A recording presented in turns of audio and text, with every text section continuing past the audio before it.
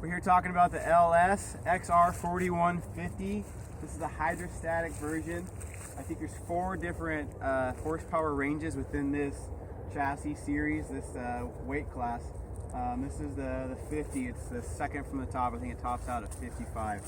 So we've got the 50 horsepower version, and so far we've been really impressed with it. I did a lot of research on tractors before I bought this one. I looked at all the domestic tractors and all the, so to speak, gray market tractors as well. And I chose this one based not on price point, even though it was very affordable, but just all the standard features and options that it came as standard on this tractor versus any of the other ones. So we'll go around and I'll talk to you about some of that stuff real quick.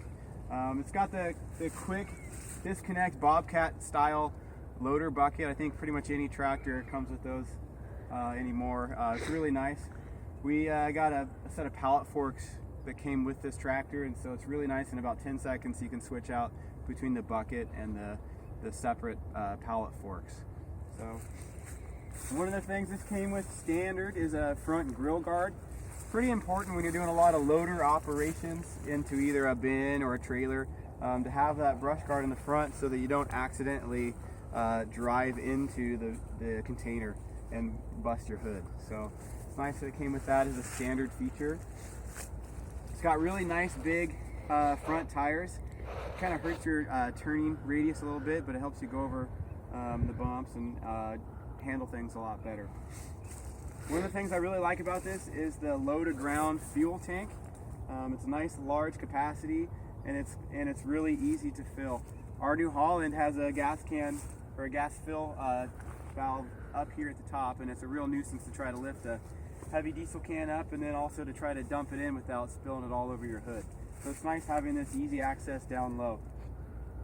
The tractor has a nice flat deck to stand on, and a really comfortable ergonomic seat.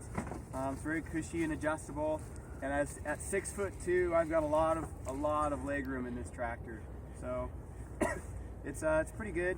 The one thing I'd really kind of miss or am disappointed about with this tractor is the seat doesn't fold, or it doesn't come forward when you're off of it. If you're going to be leaving it overnight or just walking away from it to go eat lunch in the rain, there's no way to protect the seat from getting all wet.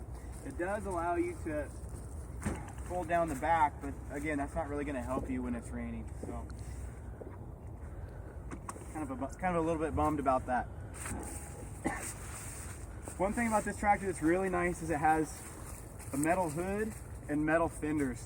Some of the other tractors we looked at had plastic fenders. My New Holland has plastic fenders, and they're they're cheap to produce, but the one real disadvantage to plastic fenders is they don't dent and they don't crack and they don't have what happens is if something hits it, it just breaks, it splits or cracks, and so for the rest of your life on a tractor you'll have a giant crack going through the fender and it really hurts your resale. So the one thing about the metal fenders is, yeah, they can get dented or they can get bent, but they can also be bent back pretty easily. So moving to the back,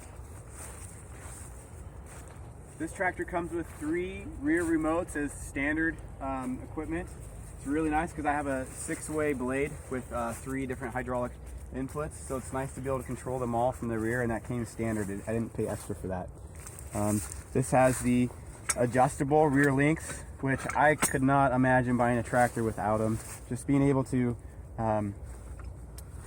not be perfectly square on a tractor, and just being able to have that extra 3 inches of room, right, to make your adjustments as necessary.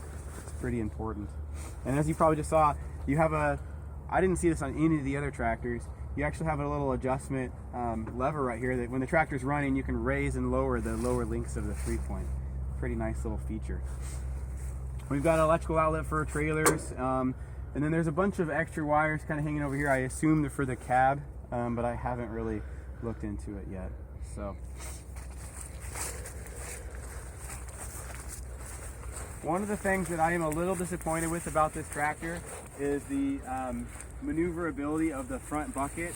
It seems like it doesn't want to do 2 different operations at the same time. It doesn't want to tilt the bucket and raise and lower. It's just not very smooth.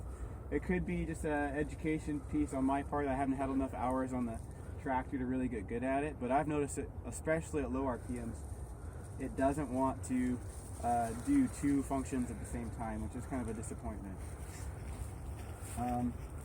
The other thing really convenient with these LS tractors is the hood lifts up with just the push of a button. You don't have to try to reach underneath for some lever. It's really easy to access, and all the maintenance points are really easily located. So we're real excited about this tractor. You know, we haven't had a whole lot of hours on it yet, but we're looking forward to putting a lot of hours, and we've got a couple of cool implements come in, and we're excited to use it. Thank you.